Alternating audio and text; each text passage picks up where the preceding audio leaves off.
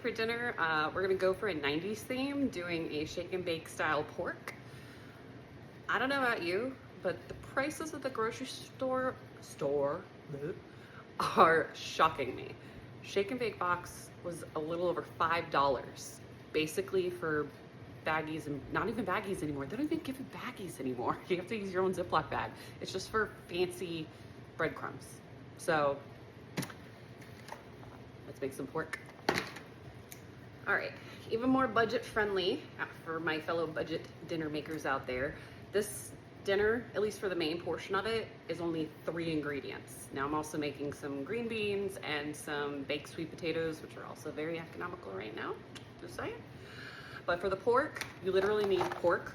I don't have the bone-in one. You can use bone-in for this as well if you like. Doesn't matter as long as it's pork. Pork chops specifically. Breadcrumbs. I am obsessed with Flora. Don't know why. Obsessed with it. Tastes amazing.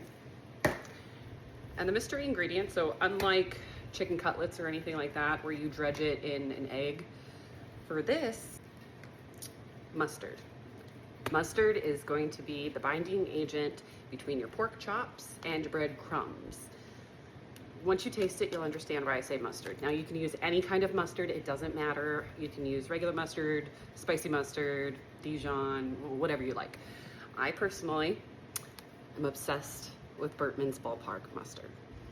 I have to have a coworker smuggle it all the way from Ohio because I live in South Florida and they don't sell it here. So Bertman's, if you're out there, help your girl out. Okay, so first thing we're gonna do is start on our sweet potatoes. If you're making sweet potatoes as your side, the reason is it's the same temperature we're gonna be cooking our pork chops at, but it takes about 10 minutes longer than the pork chops. So we wanna get those in there first. I got this big old bag. It's got like 6 sweet potatoes in it. And I mean, I got a big head, so pretty big. From Aldi for $2.99. So I would say that's economical. And as I've said before, we're budget friendly, but we're not nasty. So wash your sweet potatoes. Okay, so once you've washed and dried your sweet potatoes, you're gonna cut them lengthwise in half. And they are not the easiest things to cut, so I bring out my giant knife for this one. All right. Excuse me. Go ahead and get these cut. Okay, so we're gonna go ahead and put these on a baking dish and we're gonna get them oiled and seasoned up. Go ahead and use whatever oil you have on hand and generously, oops, that's okay. Add to the nonstick. Pour it on, and then we're gonna take it and rub it all over the sweet potato on all the sides. And then aggressively wash our hands after this because I hate oily hand feelings. Oh my God, I'd use gloves, but it's just too expensive to go through every day. All right. Okay, and you can season with whatever you like, but I'm going in with the garlic salt, seasoning that bad boy up. And then we're gonna be cooking these face down because it's, I don't know how, science, but it caramelizes this part of it when you cook them with the face down. Okay, go ahead and add some more to the back. For those of you like me that like to eat the skins. Okay, now we're gonna go ahead and set our oven to 400 degrees. Now, what we're doing that, we're gonna go ahead and prepare our pork chops. Go ahead and pat them dry. You're gonna want them dry for this so that the mustard sticks to them. Yeah, that's wet. Okay, and I'm only making 3 because there's only 3 adults and my son.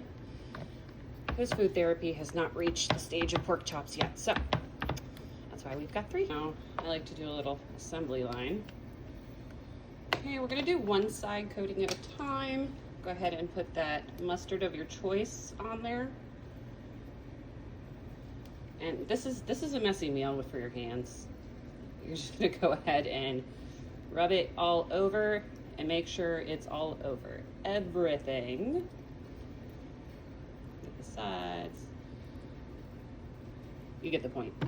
Once you've got it on all 3, take those breadcrumbs, and sprinkle them on.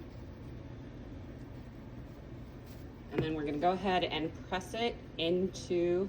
spread it and press it into the mustard so it sticks really, really well. So just spread that out. Okay, and then if you get to an area like this, don't have enough, obviously, add a little more. More is always better in food, except for salt.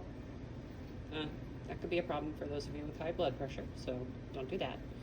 But okay, so once you've got everything on here, we're gonna go ahead and take it, let it fall, flip them over, and we're going to rinse and repeat the same steps on the other side. Once you've done all of that, we're gonna go ahead and put them on a baking dish. And we're going to wait for the oven to be 10 minutes into cooking the sweet potatoes before we pop this in. And for my fellow autism parents out there whose kid has ARFID, you know we're making a separate dinner. So we got fish and chips for Sir William. The goal, remember, is to eat. And for those of you that need a reminder, while we're waiting for the oven and everything, take out and defrost whatever you're making for dinner tomorrow. Tomorrow we're making a spinach shrimp pasta. I don't know, you'll see.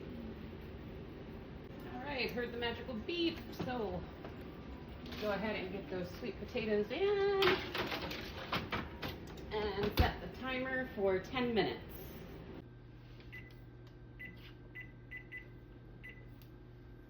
The oven went off, or the microwave went off, so we're gonna pop this in the oven and set the timer for 20 minutes this time. So when the timer goes off, go ahead and turn off your oven, start your green beans. We're gonna let everything else kind of marinate and sit in the oven while we cook these down. All right, mamas, after we've gone ahead and plated everything up, just remember that you have done enough for tonight.